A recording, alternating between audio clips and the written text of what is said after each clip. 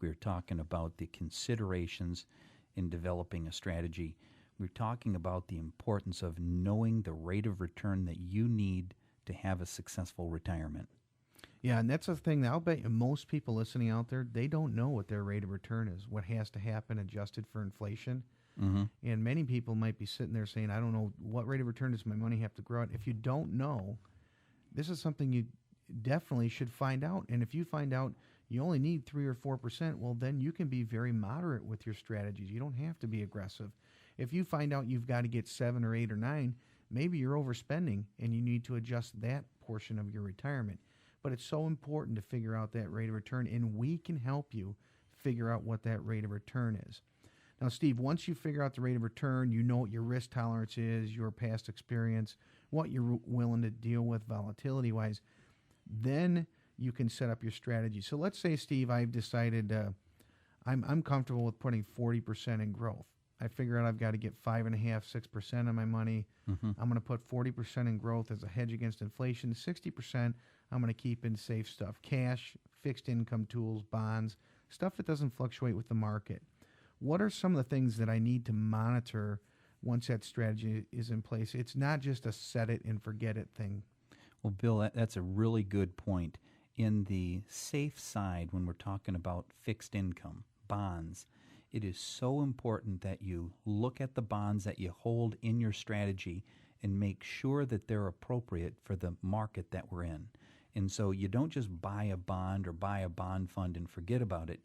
You want to make sure that it's the right type of fund, because if you don't and you're in the wrong fund, you can get hurt quite a bit.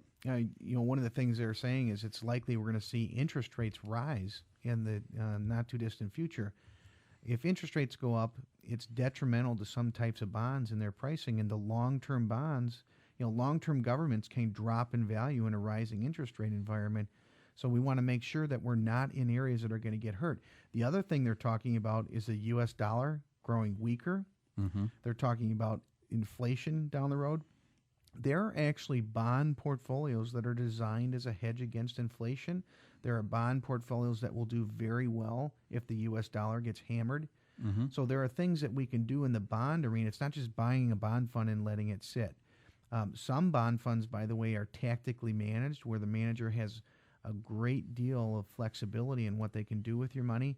Some are in stone, have to be in long-term Jenny Mays, and they can't wander from that. So you need to understand how your bond funds work if you're using bond funds. Monitor how those bond funds are going to react in current market conditions and adjust accordingly. And the one thing that we want to monitor in relation to the overall picture is that allocation. I had mentioned starting with a 60-40 mix in this example. What we would want to do is every 6 months take a snapshot of that portfolio. So let's say I put 60% in bonds and cash and 40% in growth, and 6 months later the equity markets improved and I had 45% in growth. What I should then be doing is what? Trimming off some of those profits and moving it over to the fixed income side, reloading it. Yeah, and what that does, in your emotions are out of the game now. When you're manually looking at the situation, you're saying, now I'm going to sell off when the markets are up, reload my fixed income. I'm buying more years of safety. If the markets had gone down, what do? I'll tell you what you do, Steve. Okay. You go on vacation. Right. You talk to your kids. You visit your grandkids. You go golfing. You go fishing. You look at the next sunset. What many people do, we've had people in our office saying, oh, I don't know if I should go to Florida this year. The stock market's down. Right. And we have to remind them, here's the strategy that you have in place. You have over 15 years of safe money here. Go on your trip. You might not be able to go next year. You might not even be here next year. Bill, this sounds very logical. A lot of times, though, if you don't have this strategy in place, what happens is when the market goes up like crazy, people will call us and say, hey, I want to buy more of it because it went up. And the thing is, what happened yesterday or last week or last month or last year isn't going to happen next year or going forward. And that's what's so important, that we're not emotionally reacting, that we've got a plan set up that we're going to follow in good times and in bad. Right. And don't let the market dictate how you're going to live your life. If you're going to do that, don't put your money in growth. Keep it all in fixed income and live your life accordingly. Now, you had mentioned when we look at fixed income tools like bonds, we once we set up the allocation, we want to monitor the types of funds. We also want to monitor the performance of the managers running those funds and how they're managing in relation to their peers. Are the same people running the fund? Is it run by a team? Is there an individual? How long have they been there? How are they operating in relation to their peers? For example, if you're going into an investment-grade corporate bond fund, you can take a look at the performance of that fund in relation to other funds in its category and see if it's a fund that warrants your attention. Bill, I think that's a good point. I can't tell you how many times I've looked at the portfolios that people have, and they say, "Oh, I'm in this really safe bond fund," and it's not a safe bond fund; it's a junk bond fund, and that can be detrimental. If you have your money in something that you just don't know what it really is, you should know. You should know, categorically what is it, and definitively, and then what you're saying, making sure that you're managing that so you're eking out those extra percentage points return can be very, very favorable to the investor. Now, we talked about bond funds. The same thing applies to equity funds. When you go into the growth investments, the reason you're doing that is a hedge against inflation. You're doing it to get a better return than the fixed income tools. You're taking more risk. So you should be monitoring those investments, making sure that the funds themselves are mitigating the risk as much as possible. The managers have done a good job in relations to their peers. You are in the right types of equities. And now when they're talking about heavy inflation, Steve, things that do well are commodities, natural resources. When that occurs, a weakening dollar, it might make more sense to invest internationally than domestically. So there are things to consider. If you say, okay, I'm going to put 40% in growth, you can just go throw it in an equity index fund and call it a day.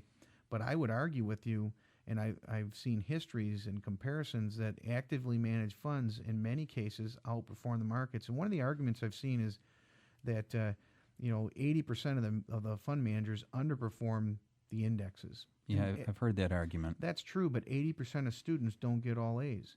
And if you were hiring a student out of college today, there's a lot to pick from. Wouldn't you pick the student who had all A's over the student who had B pluses and C's? Yes, I would. You can do that with your money managers. There's 10,000 of them out there. You can be selective. So these are the types of things that we should be monitoring once we set up this allocation, the types of equity funds, the performance of the managers, the allocation. And then the other thing that I want to look at as I go through life, let's say I'm 60 and I set up the balance that I feel is comfortable for me, 60-40. If I make it into my 70s, what I would do is I would start to pare down the amount that I'm going to keep in growth. So over time, you might change your income ladder approach adjusted for your life expectancy. So in other words, if you start out with a 50-50 balance in your early stages of retirement, as you get closer to the end game, you might want to slip a little bit more into fixed income. Right. Again, all you're doing is you're buying more time so that if we do come across a market that's really ugly, that you're not going to have to sell off those investments that have dropped as the market's dropped.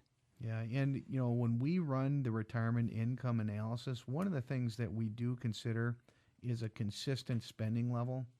Keep spending at the same rates and adjust it for inflation. And the reality that we've seen is a lot of people as they age, they do temper their spending somewhat. Many times mortgages are paid off. They don't travel as much. They might not eat as much. They're not buying as many new clothes. But the other thing that can really kick in are the health care expenses. And we need to make sure, in addition to managing that lump sum, Steve, we've got to manage the other threats to the wealth. We're focusing today on managing that lump sum, but we want to look at what happens if there's a lawsuit, what happens if there's unexpected medical expense, what about managing taxes. There are many other things that go along with this. Securities and advisory services offered through National Planning Corporation, NPC. Member FINRA SIPC. A registered investment advisor. Financial independence and NPC are separate and unrelated companies. Discussions are presented for informational purposes only and should not be construed as recommendations or advice.